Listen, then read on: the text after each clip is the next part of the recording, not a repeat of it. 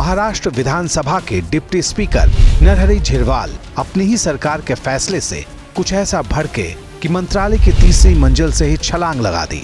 हालांकि सुरक्षा जाल ने गुरुत्वाकर्षण सिद्धांत की सत्यता परखने के लिए की गई झिरवाल और उनके साथियों की तमाम कोशिशों पर पानी फेर दिया। ये तस्वीरें उस ऐतिहासिक छलांग के बाद की हैं।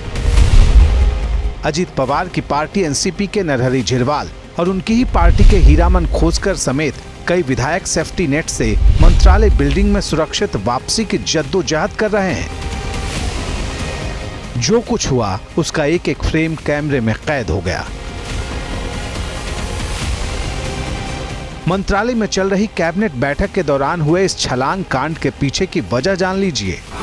महाराष्ट्र की शिंदे सरकार ने धनगर समाज को एसटी का दर्जा दिए जाने का फैसला किया है, लेकिन नरहरी झिरवाल की अगुवाई में आदिवासी विधायक इस फैसले का विरोध कर रहे हैं। इनका कहना है कि धनगर समाज को एसटी कोटे में आरक्षण नहीं दिया जाना चाहिए। इसी मांग को लेकर कई दिन से आंदोलन कर रहे इन विधायकों ने मुख्यमंत्री एकनाथ शिंदे से मुलाकात भी की थी, लेकिन बात नहीं बनी।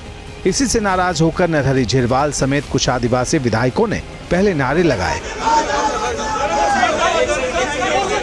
इसके बाद मंत्रालय की तीसरी मंजिल से सीधे छलांग लगा दी।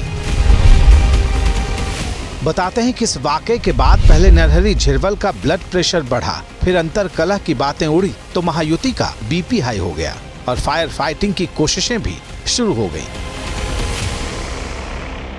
कि अपनी भावना, जनता की भावना और जनता का उद्रेक, ये तीनों अगर संवैधानिक तरह से लोगों के सामने, सरकार के सामने लाना, अगर कोई भी विधायक या कोई व्यक्ति करता है तो उसको विरोध करने का कोई या उसके ऊपर टिप्पणी, आलोचना करने का प्रश्न ही नहीं उठता। लेकिन विपक्ष इस पर महायुति सरकार से सवाल भी पूछ रहा है और चुटकियां भी ले रहा।